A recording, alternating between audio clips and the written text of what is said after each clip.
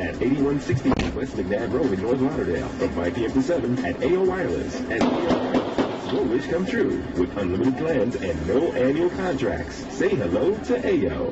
This is the new 97.3 The Coast traffic update. Good morning. Slow Friday ride in on the Shula northbound between the Turnpike and the Stafford Creek Expressway. Go eastbound St. Delays from Northwest 97 to Lejeune and the Palmetto northbound. Still fairly heavy at Traverse Road and the Dolphin. Looking at Broward, 595 eastbound, slow ride from Flamingo Road to University Drive, and 95 southbound, heavy around Davie Boulevard. That's traffic on the new 97.3 Coast. There's some great rumors about this little flotilla thing that's going on Saturday. I think just like off Miami Beach.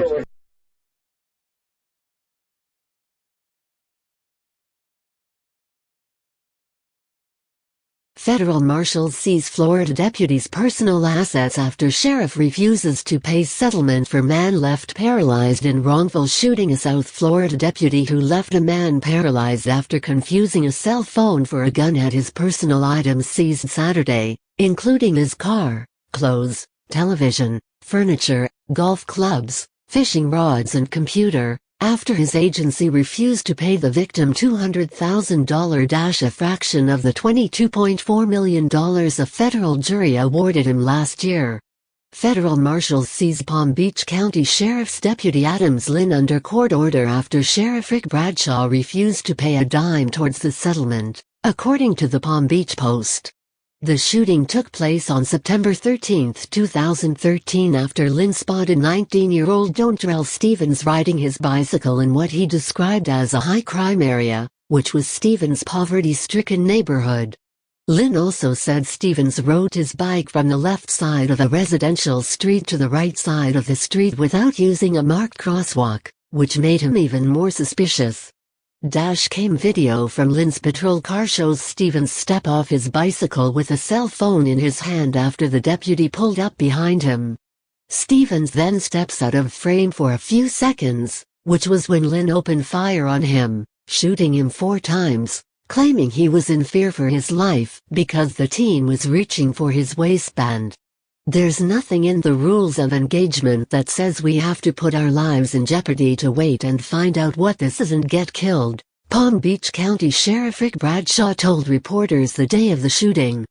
But that was before the video was released, which showed the only person whose life was in jeopardy was Stevens. Lynn, of course, was cleared of any wrongdoing, and was promoted to sergeant after the shooting. And Stevens, who was then confined to a wheelchair, filed a federal lawsuit. In February 2016, a federal jury watched the video and deliberated for 3.5 hours before awarding Stevens $22.4 million. However, because Florida law places a $200,000 cap on such settlements, the matter needed to go before the legislature before Stevens could be awarded the full amount. But because that may never happen, Stevens' attorneys asked Sheriff Bradshaw to pay $200,000 towards the settlement, but the sheriff refused, filing an appeal. A magistrate judge upheld the verdict in May 2016, but the sheriff only vowed to appeal the verdict to a higher court, according to the Palm Beach Post. A federal magistrate on Wednesday upheld a $22.4 million verdict against the Palm Beach County Sheriff's Office in a 2013 shooting that left a 22-year-old West Palm Beach man paralyzed from the waist down. In a 40-page opinion, U.S. Magistrate Barry Seltzer rejected claims by the sheriff's office that the February verdict was so excessive that it shocked the conscience of the court. Comparing it to other jury verdicts in cases where people were left paralyzed by the fault of the others, Seltzer found that the amount was reasonable.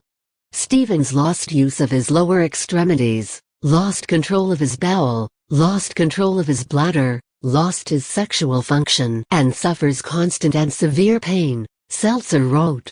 Further, given his young age and his life expectancy, Stevens will have to live in that condition for more than 50 years. Quoting a decision in another case, Seltzer wrote, "Put simply, the enormity of the award is matched by the enormity of the plaintiff's damages." In addition to refusing to award Stevens less money, Seltzer turned down the sheriff's request for a new trial. Because the sheriff did not want to pay Stevens anything, the judge allowed federal marshals to seize his personal belongings to auction them off to help pay for the victim's medical and living expenses.